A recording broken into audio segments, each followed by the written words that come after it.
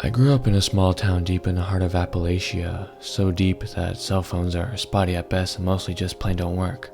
Things don't change much in a place like that, neither the customs nor the people, and if you look at our linguistic categorization, you'll find that our particular brand of dialect has remained largely unchanged for the better part of 200 years. Still, it's hard to be a modern kid and believe all those crazy tales that the old folks spin. To say that I was skeptical of the yarns my grandmother spun by the fire on long winter nights is a given, but I usually tried to keep my tongue held out of respect for her.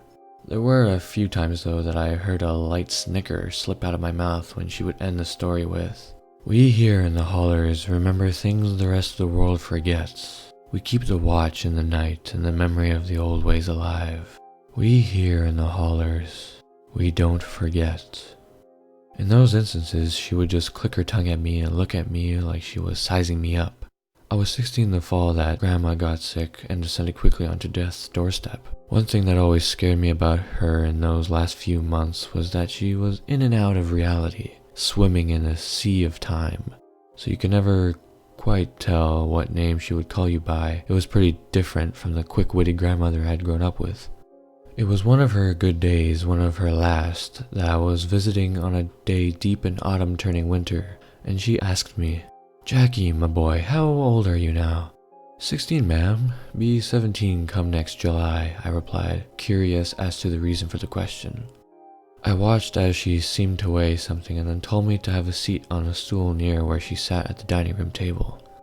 She gave me that considering look before deciding something, then commenting in a low, serious voice that I recognized as her yarning tone. "Old enough, I reckon, and you're a lot like I was at your age, so maybe you'll listen where the other young'uns ain't of a mind to."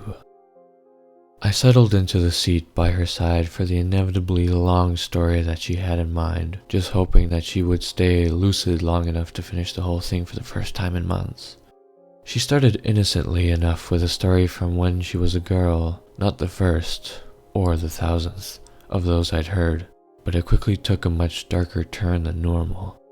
I was 15 years old when my pappy died of consumption.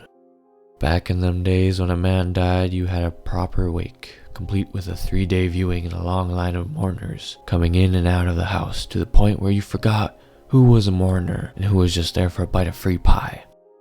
At any rate, it was the middle of all that round sunset of the second night when my Aunt Josephine started talking about the cartman.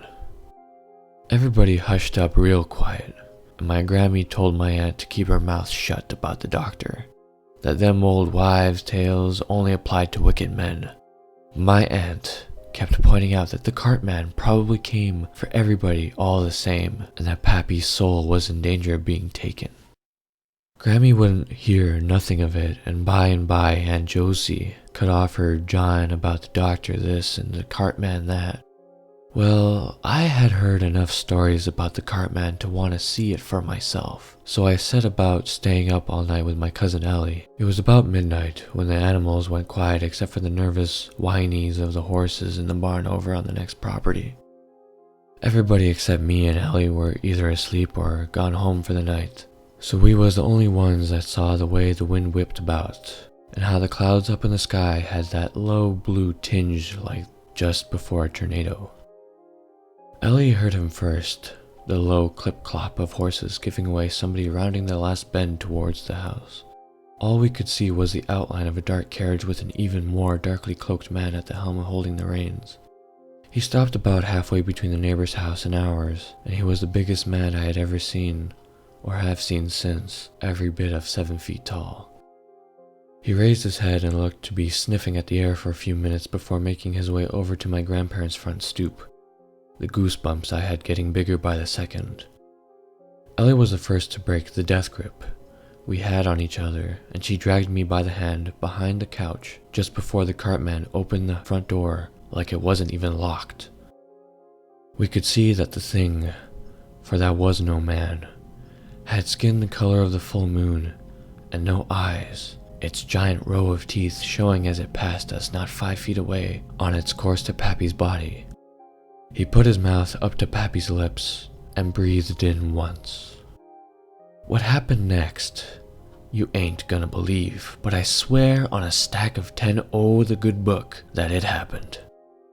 I had seen Pappy, well, I reckon it was his spirit, raise up out of his body and hop out of the wooden coffin. You could see that he was crying the only time I'd ever seen him do that, and he started begging for mercy, but the cartman wasn't having none of that.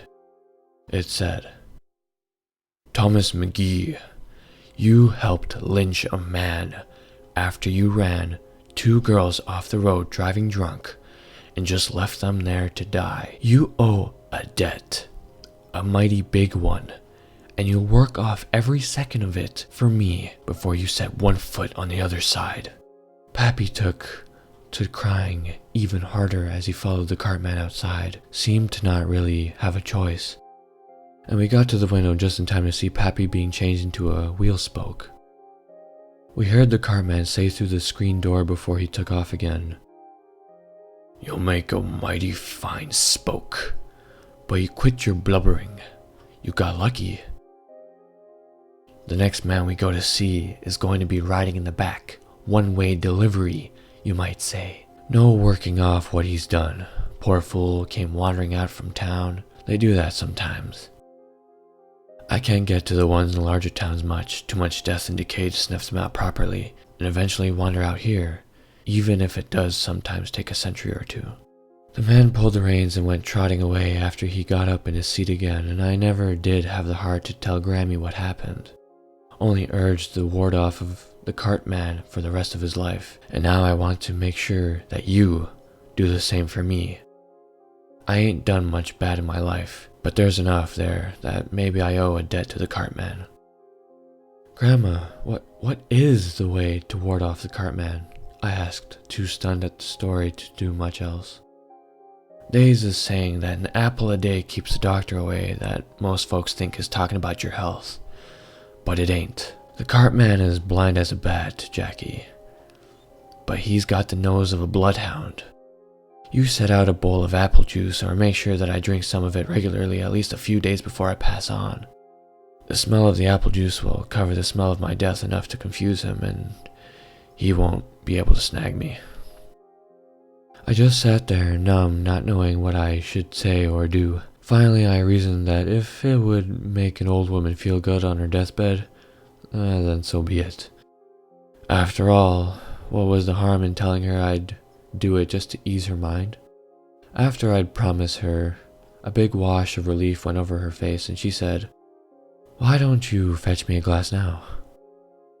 Grandma died 3 weeks later in her sleep, and in her honor, it was to be a regular old-fashioned wake, complete with relatives coming in from all over the country.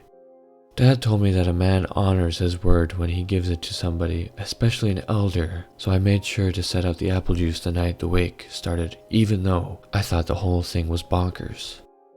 Still, I had to see if there was anything to it. My curiosity simply got the better of me. It was midnight when the old-fashioned carriage pulled up and a man at least 7 feet tall stepped down from the front of it. I could see from the light of the nearly full moon that the clouds had tinged blue, and the man had skin the color of a corpse. He was dressed all in black from head to toe, and he kept sniffing at the air. When he got to the front porch, I thought for sure that the apple juice had failed, but the man put his hand on the door before taking one last sniff, turning around and walking back to his carriage. I insist on putting out apple juice after every death now, and when folks ask me why and my younger cousins make fun of me, all I can really do is say as I shake my head, "We here in the Hollows remember things the rest of the world forgets. We keep the watch in the night and the memories of the old ways alive. We here in the Hollows, we don't forget."